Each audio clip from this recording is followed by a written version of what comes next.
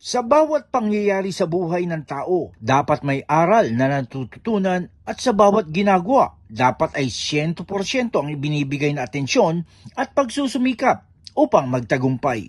Isa lamang ito sa mga nagsisilbing gabay sa buhay ni One Pacman Party List First Nominee Milka Romero. Our advocacy stand for sports and youth development across the Philippines. Our objective is to promote and support our athletes, kalusugan, and the health of our bawat Pilipino. Naging student athlete at national athlete si Romero kaya't batid niya ang kahalagahan ng edukasyon at sports sa paghubog ng karakter at kinabukasan ng isang individual. Definitely, education and sports is the great equalizer.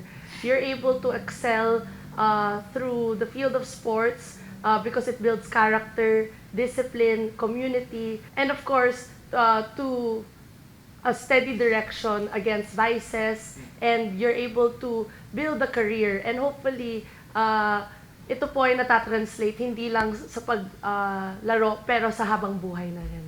Alam ni Romero ang mga pangangailangan para mapalago pa ang grassroots sports programs para sa mga Pilipino na nasa mga liblib na lugar na may malaking potensyal na susunod na Filipino Olympic medalist gaya ni na Carlos Yulo at Heidelin Diaz. So definitely, through education and sports, makakapagbigay tayo ng mga scholarships, nakakatulong rin tayo sa health and wellness ng mga bawat Pilipino. Example, ang grant letters, able to work and connect different communities to yung mga needs nila, which is not just for sports but medical reasons as well. And ang kalusugan, of course, connected na po yun ang sports sa mental health, sa paglakas natin. So definitely we were able to shed a light to this sector, to the sports and youth sector. Banggit pa ni Romero na nais niya magkaroon ng katulad ng Eddie Garcia Law sa hanay ng mga atleta at mga nabubuhay sa mundo ng palakasan para sa kanilang proteksyon at mga benepisyo. Isinulong ni One Pacman Party List Representative Mikey Romero, ama ni Milka, ang Eddie Garcia Law bilang pagkilala sa ambag ng mga nabubuhay sa entertainment sector. We would want to push more on the welfare of our athletes. Formalizing the labor and regulations. I think that's one of the things na habang umiikot rin ako, maraming atletang Pilipino, hindi lang sa Manila, pero sa bawat lalawigan, they want to professionalize their career through sports. So we were actually able to do that in another sector, which is sa entertainment and movie, which is our Eddie Garcia Law.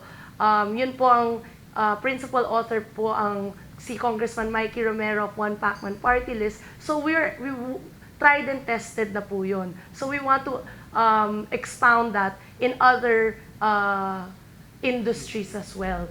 Pagtitiyak niya na kapag pinalad na mahalal, siya ang magiging boses hindi lamang ng mga kabataan at atleta sa mga kinaukulang ahensya ng gobyerno. Be able to give a voice for the sector that we represent and connect that to the different agencies that would want to support these advocacies. So giving that connection from the local unit down straight to the national concern is of course something that we would want to mediate. Magiging kinatawan-an niya siya sa Kongreso ng Kababaihan at ng mga may maliliit na negosyo. Small medium enterprises is that we would want to strengthen our business owners po and be able to give them the opportunities and the efficiency to create ang mga puhunan nila. At kapag pinalad na makaupo sa Kongreso, nabanggit ni Milka na nais niya maging miyembro ng House Committee on Sports, gayon din sa kasalukuyang pinamumunuan ng kanyang ama, ang Committee on Poverty Alleviation. Sana po, pag nandun na po tayo sa House of Representatives, of course, una sa lahat, I would want to join the Committee on Sports. And of course, bilang si Congressman Mikey Romero ay yung chairman ng Committee on Poverty Alleviation, that's something that I would want to continue. Mula sa pagiging atleta, handa na si Romero na maging tunay na lingkod sa bayan at mamamayan. Luzon to Mindanao, nandun po ang One Pacman. Pahayag ang mensahe natin na tayo po ay isang party list for sports and youth development, pero tayo rin po ang party list for kalusugan, job generation, and education. So, this has been a very exciting time kasi maraming youth leaders na nami-meet ko habang umiikot sa buong Pilipinas. And talagang energized sila that they're able to have a voice and be represented in the House of Representatives. John Escocio, Radyo Inquirer Online. Bayang nagtatanong, mamaya nag-uusisa.